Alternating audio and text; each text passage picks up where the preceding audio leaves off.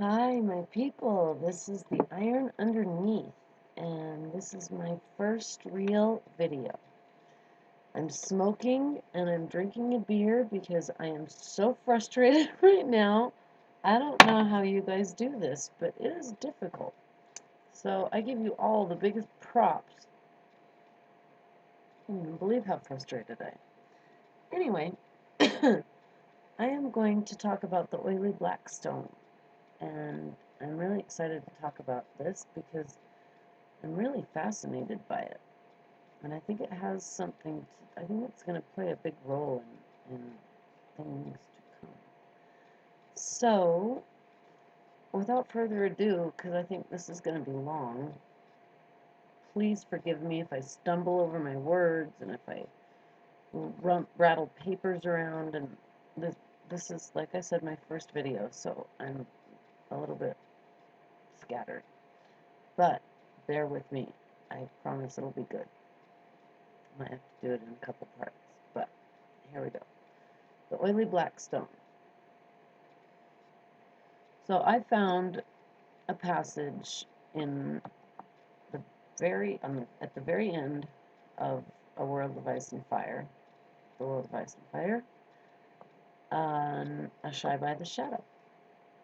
And when I saw it, I thought, okay, well, I know Asshai, but I didn't know Asshai because I didn't know this stone. I'd kept seeing, oily black stone, oily black stone, oily black stone, but I never thought of what is the oily black stone. So, I'm going to look at all the places where it is and what I think it might be. First of all, I want to start with a quote from George R.R. Martin that I heard the other day in an interview that he did. He was talking about Dragonstone, actually, and ruins in old places. He said, "There's something that appeals to me about ruins, the beauty that has been destroyed or something like that. There's a strange beauty to those ruins. When I go to Europe, I like to visit the castles, but I like the ruins better. I can climb on them and imagine what they were." So that tells me that the ruins that he talks about in his books are very important. And there's many, many, many, many, many of them, just like there are on Earth. But I think the same things that we are doing on Earth, like destroying idols, destroying religious icons, taking things out of places they shouldn't be taken out of. I'm an artist, so I understand that concept of beauty in something that was once beautiful ruined. I really do understand that. There's something really sad about that touches your heart. So, I want to start in Asshai by the Shadow. And I found this all really interesting because what it talks about is how Asshai is all made out of this oily black stone. And it probably is the reason why absolutely nothing grows in Asshai. No animals survive in Asshai. If animals are brought by ship to Asshai, they die. There's nothing to eat because nothing grows. The water's unhealthy. It's black, and at night it glows a green phosphorus color that reminds me a lot of wildfire. And there's a touch of something to do with madness in there that I think ties in maybe to what's going on right now in A Song of Ice and Fire. So, in Asshai, there are no children either. Why would that be? It's dark day and night. It is gray skies, black skies. It has a river that runs through it called the Ash. The River Ash. and that's because it's black also. And all of the aquatic life is twisted and black and monstrous. A lot like Melisandre's shadow assassin babies, and much like Dany's son and Khal Drogo's son, Rhaego.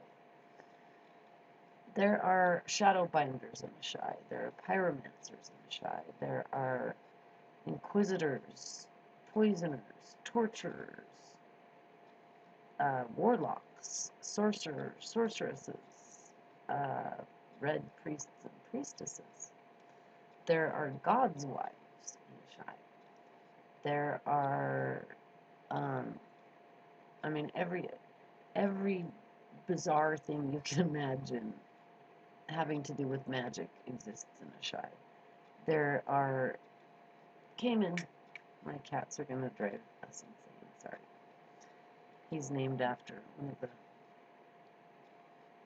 vampires in Anne Rice's novels, so that's why he's crazy. Let him out. Excuse me for that. So, I think that the people that are in Asshai don't necessarily come from Asshai, because how could they? There's no children, and there's nothing to eat. The only way that food comes to Asshai is through trade. And the only reason people come to Asshai to trade is to trade for the diamond or the gold and the gems that grow in the mountains there in the caves. Yet the people don't go beyond the walls of Asshai, kind of the city of Asshai. Outside of it is all ghost grass, and we know what that means. Everything's dead. So, seems like, people like Qyburn might maybe studied at the Citadel for a while. Maybe he just came from Asshai and told a little lie about the Citadel. He could have very well been kicked out of the Citadel and gone straight to Asshai and really mastered his necromancy and his creation of Sir Robert Strong. Definitely came from what he learned in Asshai. So, also Pyat Pri is a warlock. Now Euron is a warlock. He definitely went to Asshai, and I think that's where he got his dragon egg that he says he threw into the sea, which now, to me, makes a lot of sense. The next place... Am I done with this Asshai? Oh, there's also alchemists on Asshai. That was the other thing I wanted to say.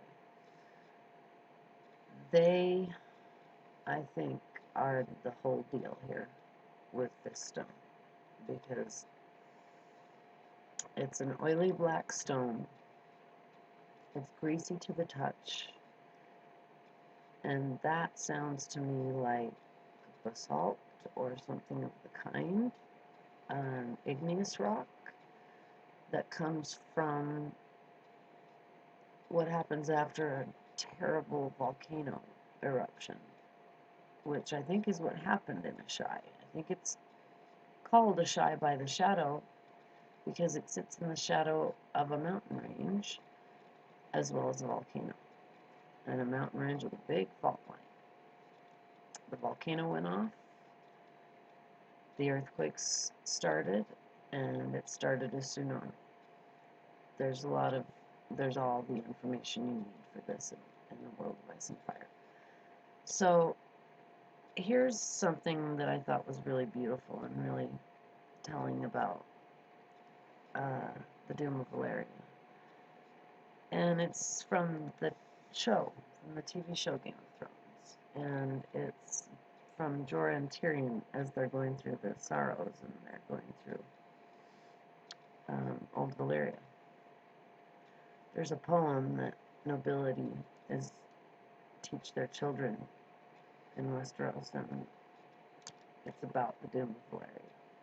And it goes like this. They held each other close and turned their backs upon the end, the hills that split asunder and the black that ate the skies, the flames that shot so high and hot that even dragons burned, would never be the final sights that fell upon their eyes. A fly upon the wall, the waves, the sea, the waves, the sea wind whipped and churned, a city of 1,000 years and all that men had learned. A doom consumed it all alike, and neither of them turned. That's Pompeii.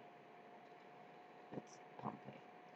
And there's a lot written. There's a poem written quite a bit like that about Pompeii, where a couple embraced and didn't look at the lava and the fire coming towards them, and they looked at each other and looked towards the future where they would go instead. And I think this is also based off of a real life occurrence where a German general was kidnapped in World War II. And he and his captor both recited one of Horace's poems. And they did it just like Jorah and Tyrion did. One started it and the other one finished it. And what they realized when they were finished with it, they looked at each other and said, "We drank from the same fountain of knowledge." And that's great. And, Horace. So this is telling us that Jorah and Tyrion are gonna go from, they've already have gone from captive to slight equals and then not again. But I think Jorah is gonna be Tyrion's only help because he's the only one with the same knowledge and as much knowledge as Tyrion has. Also, Jorah gave Dany all of those books for her wedding. She never read one. So I hope Tyrion reads them, because somebody needs to read them. I'm sure they're important. So, the other place that this oily black stone is found is at the base of House Hightower. It is a huge black, oily black, square stone, enormous. And it sits on Battle Isle, and it is perfectly a square.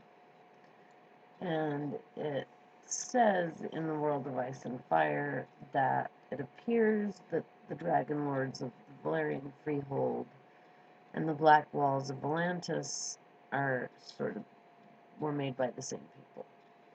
Then the Maesters go off about how it had to be somebody earlier than the Valyrians that did this, a different race. But I think I've heard George say that it was the Valyrians and that it was magic. So it's obviously a natural occurrence that was begun by magic. And the planets do this all the time to get rid of the scourge that's living on it and killing it, as we're doing right now, and we're seeing a lot of earthquakes and tsunamis and things like that in our world. So this is kind of the same thing that's happening, but it's fantasy and it's got magic everywhere in it. So very interesting. So the people of House Hightower, before recent times, the fortress is filled, it says in the World of Ice and Fire, that the fortress is filled with labyrinths made from smooth stone, arches and winding tunnels, completely smooth. It's unadorned, unlike the fused stone construction of the Valerians, who twisted and shaped and fused stone into whatever they desired. So it's thought that maybe House Hightower, this stone that it sits on, may have been made by a different kind of magic than the old Valerians, but seems like the same kind. And what George said about this is that when they make this stone, they envision it how they want it to be, and then it is that. So that is alchemy as well. This stone is, like I said, an oily black stone. It's now been built into a lighthouse kind of thing, and a tower. It's very high and gets higher with each generation. The high towers build it higher and higher and higher. And I think there's a reason for that. I think the reason for that is the doom of Valeria. And there was a family that watched, a house that watched that tsunami that came from the doom take an entire city of people and the city with it and bury it under the sea. That's thousands and thousands of people dead at sea. And it's also a gilded pink marble city underwater. So that has to be Atlantis. And I think that's what Patchface talks about when he sings his rhyme about castles under the sea. Their kings wear no crowns, and I will lead them, he says at Castle Black. The dead things under the sea, I'll lead them. And it's like, oh my God, what's he going to lead? An army of the dead? Probably so. I don't know that Patchface is going to lead them. Maybe he'll lead a part of them. He seems to be been spat back up by the drowned god, and a lot of people have. If you read through this, it's quite amazing how many people drown who are still alive. The other place that, well, the rest of this is actually quite interesting about House Hightower and what Maester Theron wrote about this. He was a bastard of iron-born ancestry. And he says in his book, it's called Strange Stone, that there is a connection between this square and the sea stone chair. He was the only person to make the connection between the two. And he said that they were created by the Deep Ones, a legendary race created by breeding with sea creatures and humans, which is a mermaid. And the Deep Ones, the Deep Ones is quite a concept. I think it's a little tip of the hat to H.P. Lovecraft. It's, the Deep Ones are a queer, misshapen race of half-men sired by creatures of the salt seas upon human women. That's what Mr. Yandel wrote in The World of Ice and Fire. Theron suggests that they inspired the legend of Merlings and that sea creatures that fathered them inspired the religion of the drowned god. So, Merlings are legendary. They're aquatic creatures with the upper body of a human and the lower body of the tail of a fish, like a mermaid, or a merman, or a merry wife, which is what Patchface also sings about when he's talking about Sansa and her many moons in her hair and the amethyst that killed Joffrey. Mermaids are featured in carvings, place names, and in songs. They're often featured in places near the sea, like White Harbor. They're drawn everywhere. The sigil of House Manderley is a white merman, and with I think it's on green So, there's a part of this that's a little weird, and it's from a maester. Legends of Lorath claim that the Lorathi maze makers built these mazes, and that there was a reason for the abandonment of Battle Isle, where the fortress of Blackstone and the fate of its builders are lost to us. That's from the Maesters. I don't think they're lost to us at all. We do know that the battle is a great stronghold, and that now it's belonging to House Hightower. House Hightower were first men. They're descended from the first men. Or, World of Ice and Fire Maesters say, mayhaps did they descend from seafarers and traders who had settled at the top of Whispering Sound in earlier epochs, men who came before the first men. Early Hightowers built beacon towers to light the way for trading ships up the foggy waters of the Whispering Sound. That's why I call it a lighthouse, because I think it was. And they lived in the gloomy halls, vaults, and chambers of the strange stone below. The fifth tower that they built, entirely made of stone, rose 200 feet above the harbor. It was then that they became a worthy seat. Some say that Brandon the Builder designed this. It's almost like Brandon the Builder designed and built everything, if you listen to the Maesters. Now I'm starting to wonder who built anything, because Bran the Builder, I'm sure, built quite a few things, but he couldn't have built everything. And he couldn't have designed everything. And I don't know. I think this is just something the Maesters say. But the one who's remembered for it is Uther of the Hightower. And that just says to be Knights of Uther, Pendragon, King Arthur, Camelot. Excuse me. So really what happened was that King Garland gave Lyman Hightower his daughter's hand in marriage, whilst giving his own daughter's hand in marriage to her father.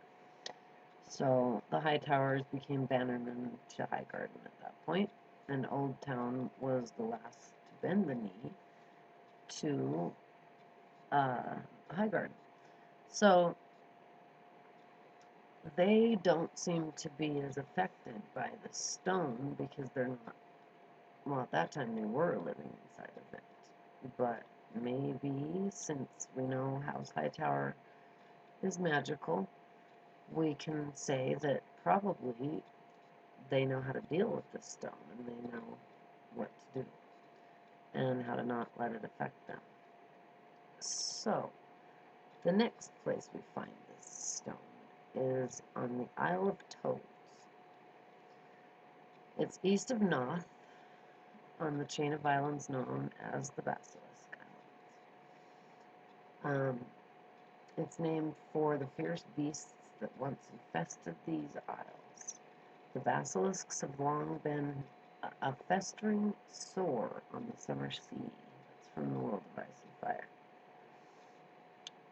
The population there is made up of pirates, slavers, monsters, murderers, and sellswords.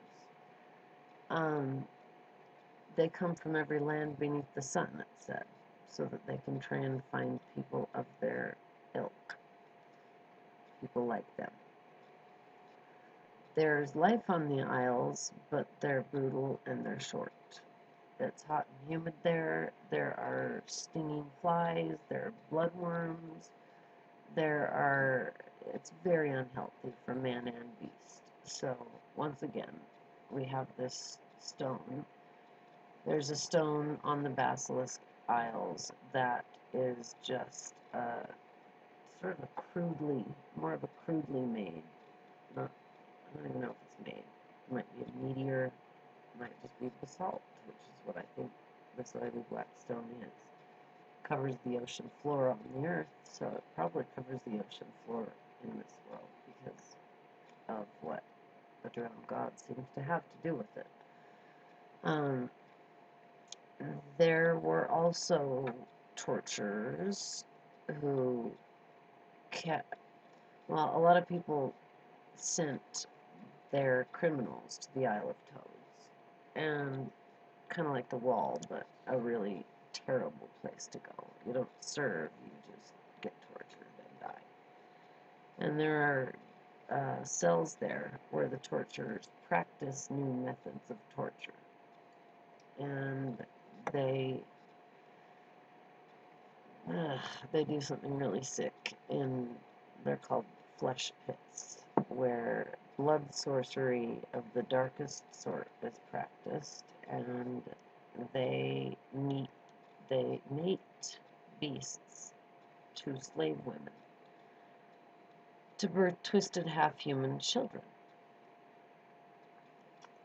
Another twisted, black, strange, monstrous thing. Most people on that island died screaming, bleeding from every orifice, skin shredding like wet parchment. That's from World of Ice and Fire. Sounds like leprosy. It sounds like they were all put there because they had something, or leprosy or some kind of disease spread through there and wiped everybody out. After that, the Isles were shunned. The other place that this stuff is found is in Yeti. Well, actually, first I'm going to talk about Dragonstone. Dragonstone is all made of this black oily stone, and it's funny because I was just listening to a video yesterday with George R.R. Martin, and he was talking about A World of Ice and Fire, and he was talking about the art in there and how the picture, the art that where they drew with Dragonstone is the closest to what he's got in his mind, and he was amazed that they got it so close to what he had in his mind. So he said that the stone in Dragonstone, the most accurate description of it is that the stone flows and twists. It's made by the Valyrians, he said, who had dragons or dragon fire and magical means of making stone flow and twist, and they could make it into any form that they wanted to, and then it would harden in that form. So there's that same kind of magic, and it really, really sounds like alchemy. He says he alludes to it in the books, which he does, and that it's a very difficult thing to draw or to, of course, create for the show. He actually says it's a bitch. So it sounds like it's been driving them a little insane. The other place that this stuff is found, as I said, is on Yeti.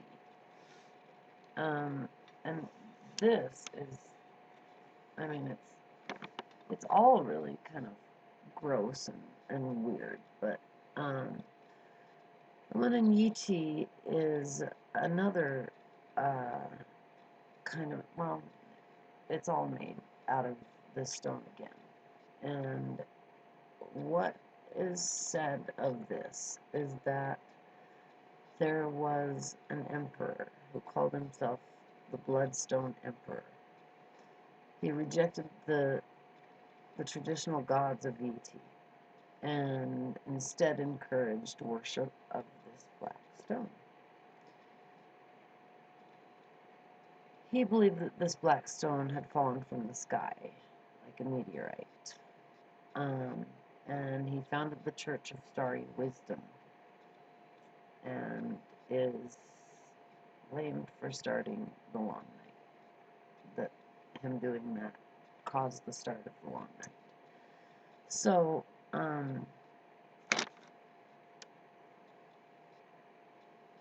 what's interesting about that is that the Church of the Starry Wisdom is based on, it's also called the cult, I think, of Starry Wisdom. No, it's not. That's something different. I'm sorry. Anyway, he forced people to worship the stone, and everybody got sick. He became full of envy, full of greed, full of just sickness and blackness and unhealthiness. He was a cannibal. He took a tiger woman for wife. He cast down the true gods of ET to worship the stone. He slew his sister to proclaim, excuse me, himself emperor. It was a reign of terror that he led.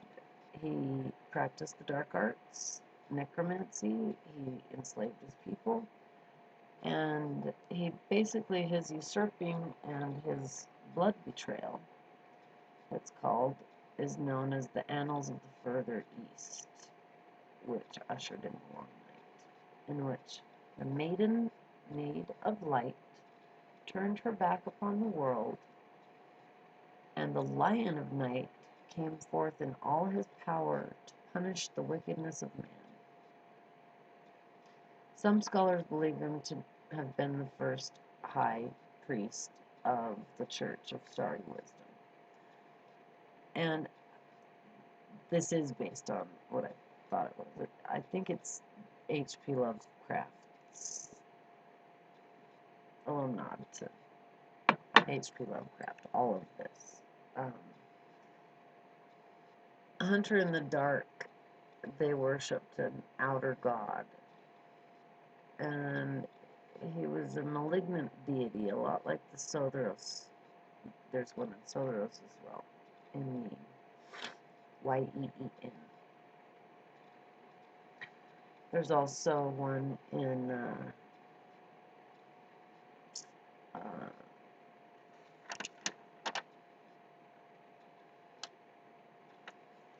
somewhere else, and I've forgotten now. Sorry, I told you I'd do this. But anyway, my point of this stone is that wherever it is, nothing grows, nothing can live. It's kind of like a strange thing that seems to have been brought before the arm of Dorn was broken. You could have sailed right from Asshai around to where all these stones are and ended up leaving them where they all are, and then having the ship wash up on the Iron Islands, which I believe is the bones of Naga. I think that's a petrified weirwood, and it's a boat, kind of like an ark, that brought a lot of people to the Iron Islands, a lot of animals, people trying to get away from something. Maybe it was the Doom, maybe it was whatever's going on where this black stone is. They brought the sea stone chair with them, so they really did something bad when they did that. Naga's bones, we see it on Pike during the King's Moot, and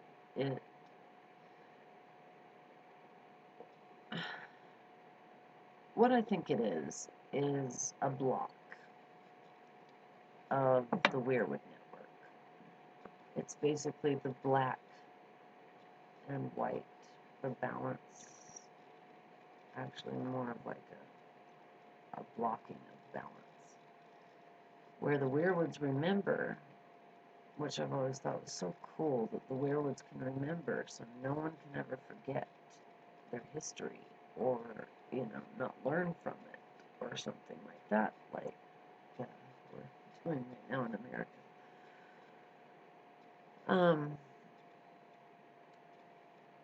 And it's just one of those things that everywhere it is, people are sick, everywhere it is.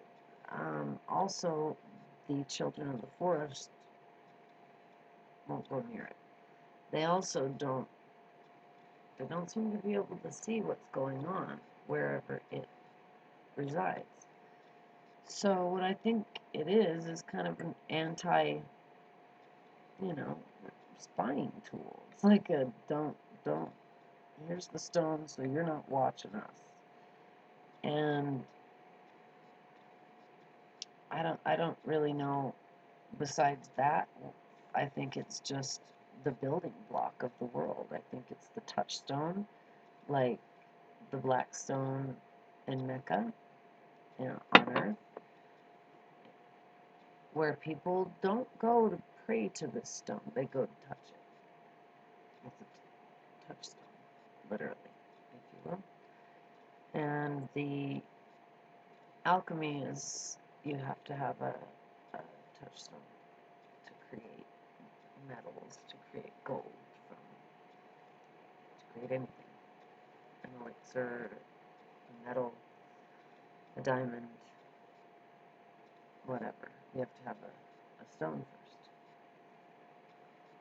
The alchemist stone. So,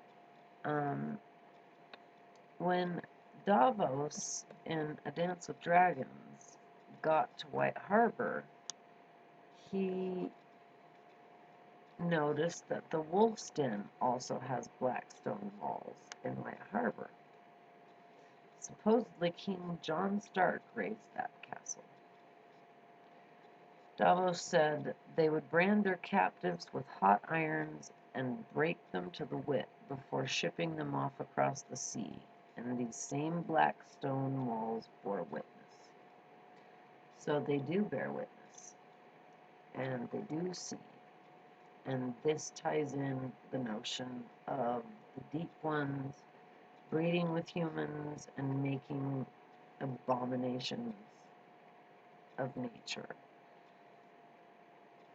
It's Atlantis, it's Merlings, it's dead things in the water. Cotter Pike told Davos in that same time that there are dead things in the water, just like I said earlier.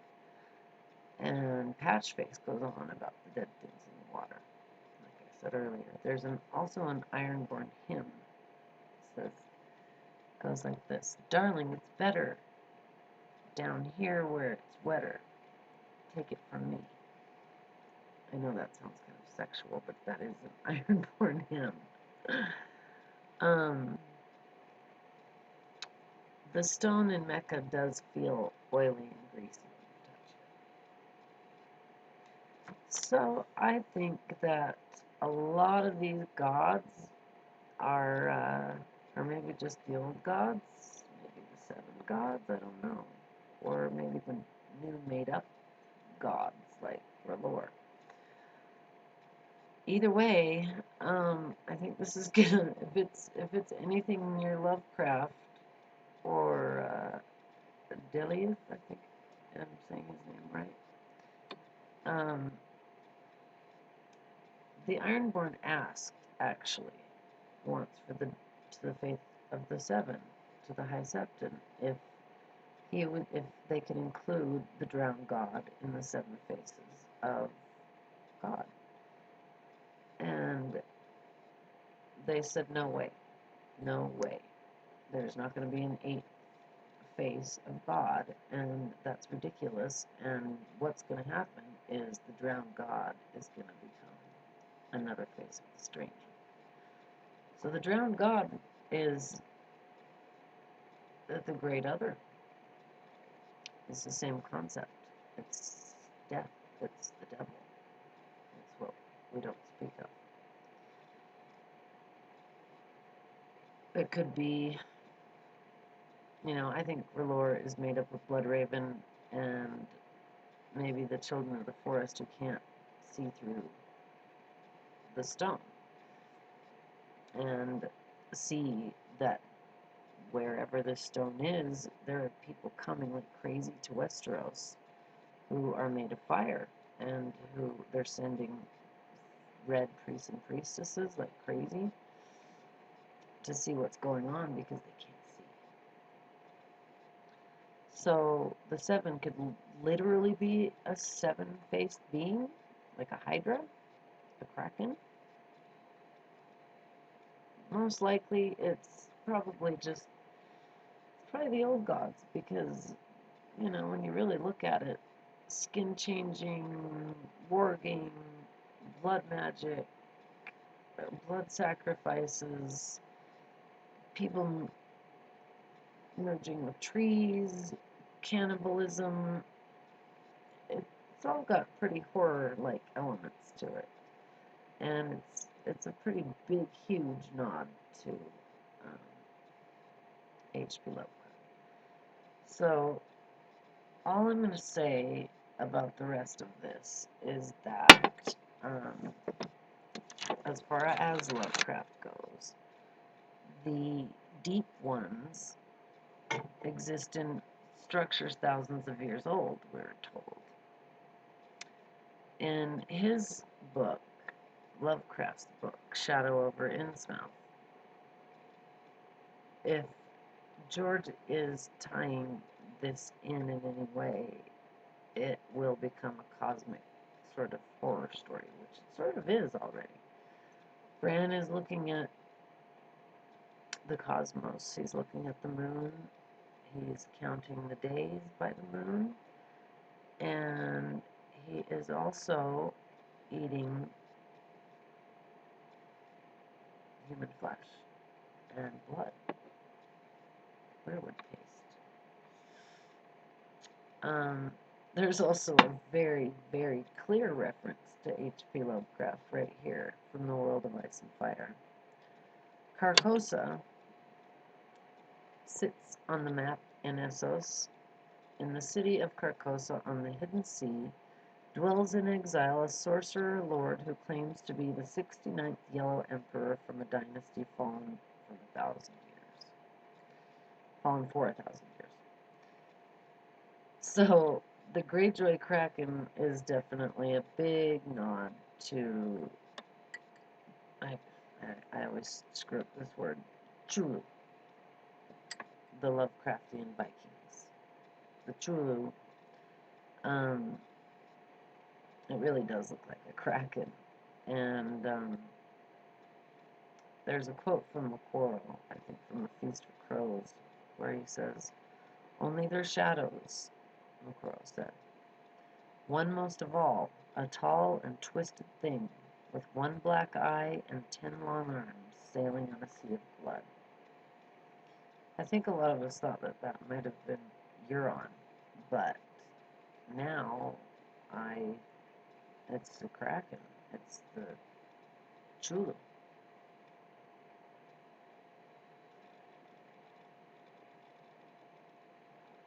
So, that could mean that the great old ones in H.P. Lovecraft are the great other and the old gods combined, or they are R'hllor and the new gods, the Faith of the Seven. I don't know. I'd love to hear your comments, and I would love to hear what you have to say about this. I think it's really interesting, and I think I'll do a little bit more on it. Maybe, maybe not.